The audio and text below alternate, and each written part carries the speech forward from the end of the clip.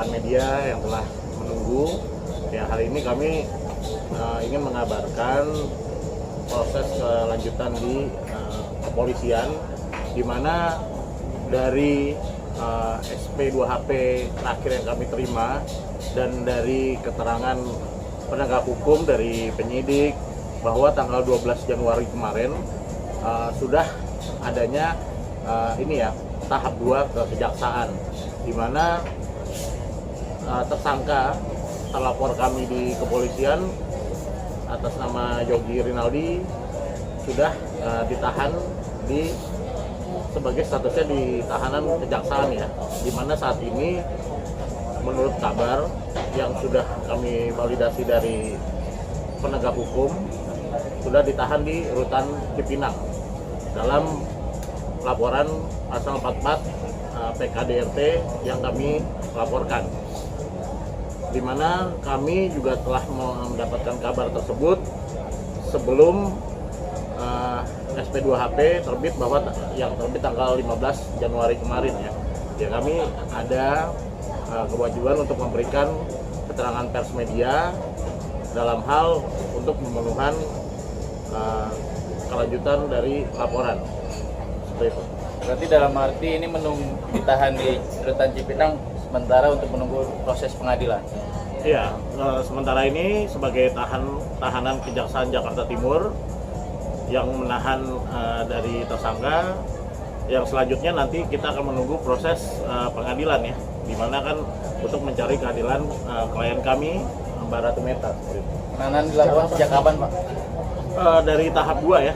Tahap 2 itu di 12 Januari ya, 2026 kemarin ya. Untuk kasus KDRT? Ya, untuk kasus PKDRT. Kak Meta, seperti apa nih pendapat kabar seperti ini? Akhirnya sampai juga nih dia ditahan. Apa ya, gimana lagi ya, karena ya bagus sih tanggapannya, sudah kejaksaan sih ya. Saya berterima kasih untuk kejaksaan karena cepat banget ya, langsung ada tanggapan. Terus juga di bapaknya anak-anak juga udah sel, karena dari beberapa dia banyak banding nih ya, dari pengadilan agama banding, pengen nilai sekian, ya udah Pak, ikutin aja, udah kita nggak usah ngotot, udah biarin aja dulu. Terus sekarang banding lagi, kasasi, kita ngikutin, kita tuh nggak pernah yang ngebanding juga, nggak itu, kita diem aja udah. Dia minta banding 2 anak 3 juta, oke kita ikutin. Sampai saat ini aja 3 juta nggak ada masuk untuk anak-anak. Udah berapa bulan bayangin, udah hampir 4 bulan nggak ada. Jadi ya sudah gitu. Jadi biar kalian juga masyarakat di sana tahu nih, yang playing victim itu siapa. Puas nggak sih, Kak? Puas nggak sih? Belum lihat sih ya jadinya gimana ya. Belum lihat sih. Cuma kalau saya pribadi sih, saya serahkan aja, kembali lagi sama Allah, karena kalau saat ini saya lebih baik memperbaiki diri ya. Dia juga lebih introspeksi diri ya.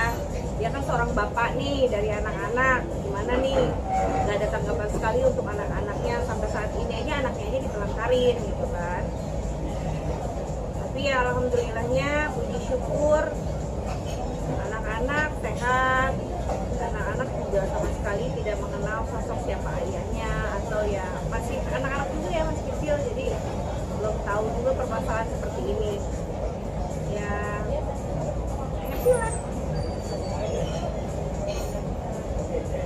Bapak sih, sebelumnya tidak ada perkara atau bagaimana?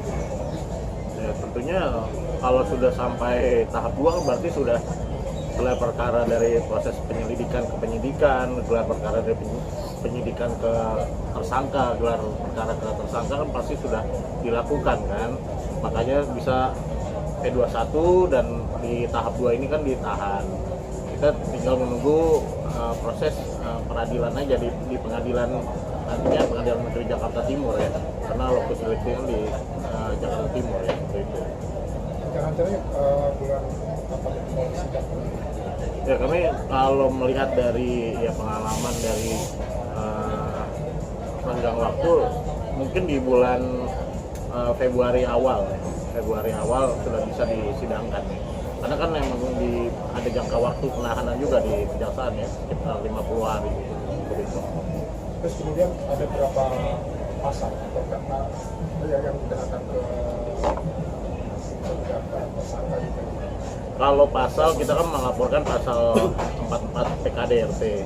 Cuman di sini polisi ini kan tidak menerapkan ayat 1 atau ayat 2 atau ayat 4 ya. Dimana kan ayat 1 itu penganiayaan yang ancamannya itu 5 tahun dan denda 15 juta rupiah. Kalau pasal 2 itu penganiayaan termasuk penganiayaan berat dengan ancaman 10 tahun dan denda 30 juta rupiah. Nah, di pasal 4 ini itu cuma hukumannya 4 bulan. Itu yang kami hindarkan karena dari bukti-bukti yang kami berikan, dari bukti-bukti yang kami lampirkan dan saksi-saksi ada, dan menyebabkan klien kami kehilangan pekerjaan. Harusnya itu kalau saya pribadi bukan mendahului tim penegak hukum yang akan bersidang, saya rasa bisa di pasal 2 ya, ancamannya 10 tahun penjara dan denda 30 juta rupiah karena klien kami ini beberapa jobs hilang gitu karena adanya KDRT tersebut gitu. Tapi kita tidak mau mendahului tim nanti jaksa dan hakim akan mendakwa dan memutuskan seperti apa.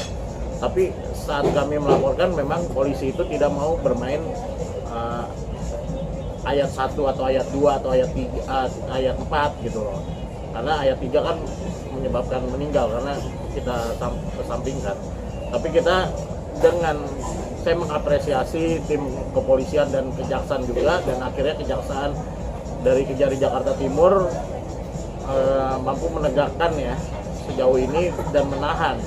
Berarti kan ancamannya itu di atas 5 tahun atau dia melihat bukti-bukti yang ada harus ditahan. Seperti itu. Kami juga tidak mau mengecilkan kepolisian pun juga sudah bergerak cepat, tapi memang saat melaporkan tidak ada ayatnya ya, ayat 1, ayat 2. Jadi saat di kejaksaan berani menahan. Sampai sejauh ini saya mendapat kabar beliau atau tersangka ini di rutan Cipinang. Oke, Pak, ini kan bapak dari anak-anak ya. Selama ini ada mungkin ada itikat baik nggak sih dari dia untuk melakukan etnis saat ini? Ada. Ya nggak ada. Makanya waktu pas laporan saya ke polisi itu saya mau tahu dulu nih sikapnya seperti apa, dari pihak keluarganya juga seperti apa. Ternyata sama aja semua keluarganya, bahkan dari Yogi juga sama gitu kan. Ya, waktu itu anaknya lagi sakit, saya butuh biaya kan, anak-anak aja dulu, jangan untuk biaya saya waktu pada saat dia menusuk saya ya kan, itu kan saya bisa operasi kan, anak aja dulu mau perhatiin.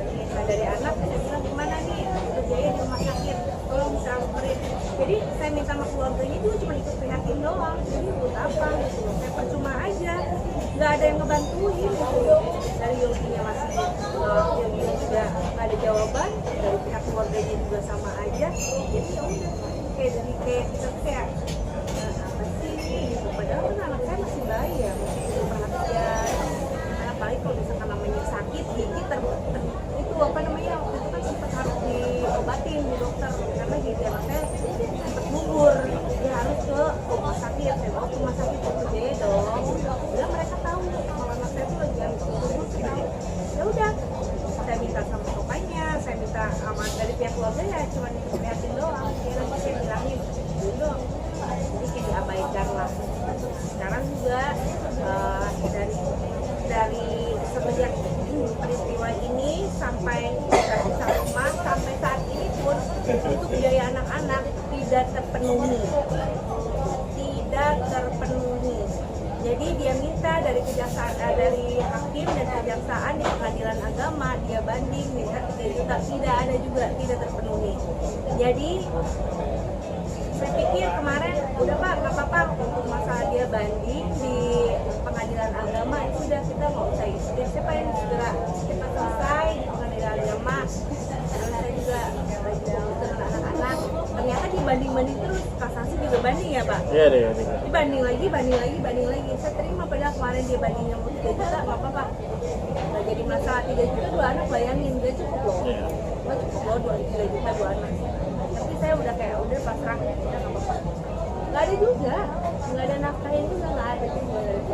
Oke, kalau boleh tahu memang saat ini pekerjaannya dia apa sih sampai 3 juta aja itu nggak ada uang Ya buat sebetulnya menafkahi ada, cuma dari semua keluarga memang begitu, zolim. Kalau nggak zolim, ya ampun mas, saya itu ngasih orang, jangankan 3 juta, orang lain bukan saudara, bukan siapa-siapa, saya kasih cuma-cuma loh. Ya kan, masa ini untuk anaknya sendiri gitu loh. Hei, ini tuh ponakan Allah, hei, itu cucu kamu. Masa emangnya kayak gitu kan? Semuanya zolim, udah gitu aja. berapa lama nih perjuangan Kak Betal memperjuangkan hak anak, terus kemudian memperjuangkan suami? Udah lama juga, makanya saya mikir gini, gak ada guna juga mereka, dari semua keluarganya kayaknya nggak ada guna loh. Saya minta tolong, saya minta ini itu nggak diberi. Menurut apa sih? Dari semenjak kejadian sampai saat ini 1,5 tahun lebih. hampir 1 tahun. Hampir setahun. Nah, Pak Maci, apakah akan juga menggunakan kuhap yang baru ini untuk proses persidangan? Apalagi harusnya Pak 3 bulan tidak ada penelantaran anak. Ya kalau kita lihat dari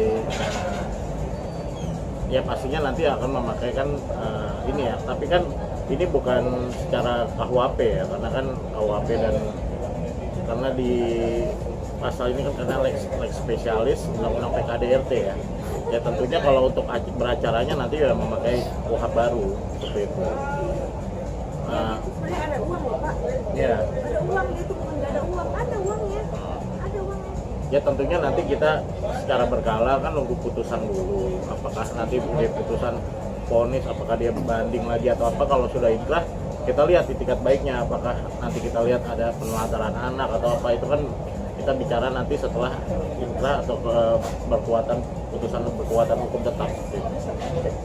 Kalau bisa diterapkan restoratif justice Pak? Ya restoratif justice selama ini kan bisa saja terjadi kalau saat di pengadilan. Tapi kita lihat sejauh mana itikat baiknya terhadap klien kami dan keluarga. Seperti itu. Kita ya tentunya kita sebagai pelapor, sebagai nanti akan datang di persidangan ya menunggu restoratif justice ya bisa-bisa saja dimungkinkan di pengadilan, bisa-bisa saja. Biasanya proses dari penahanan sementara dalam menunggu waktu pengadilan berapa lama sih? Penahanan di kejaksaan kan 50 hari ya, 50 hari. Nanti kita lihat selama 50 hari itu apakah sudah melaju ke persidangan seperti itu. Harusnya sih sudah sebelum masa tahanan selesai 50 hari. Kita sendiri udah siap. Siap banget lah. Siap banget. Ayah dia harus tanggung jawab. Dia harus tanggung jawab lah. Udah melukai istri saya sampai sekarang ini sebetulnya kalau nggak pakai bedak itu cacat muka saya. Udah besar sebelah, ini sama ini besar sebelah. Gimana bayangin aja saya ditonjokin itu muka saya dihantamnya saya, diinjak-injaknya perut saya, bayangin. Itulah sakitnya saya. Dan gitu sekarang anaknya juga pakai ditelantarin, dua-dua anak. Masya Allah. Ya Allah, orang tua mana yang menelantarkan, masih 2 anak baik, 2 balita ditelantarin, dosanya itu. Dosanya dunia dan akhirat.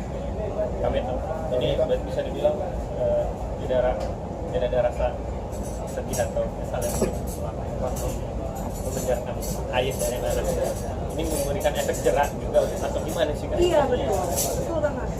Ini buat efek jerak, buat kayaknya tuh kalau dia punya rasa yang menyesal, kalau dia punya rasa menyesal, kayaknya enggak deh.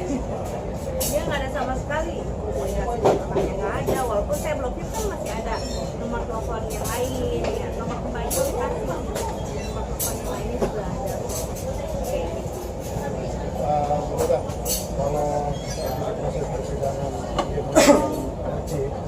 kayak gimana tanggapannya? Restoratif itu. Ada perdamaian. Oh ya, kita berdamai ya. Kita lihat dulu tanggung jawabnya. Tanggung jawabnya seperti apa? Dari itu aja kita lihat dulu. Nah, tapi di kasasi lagi, ya kita akan menyiapkan memori kasasi ya.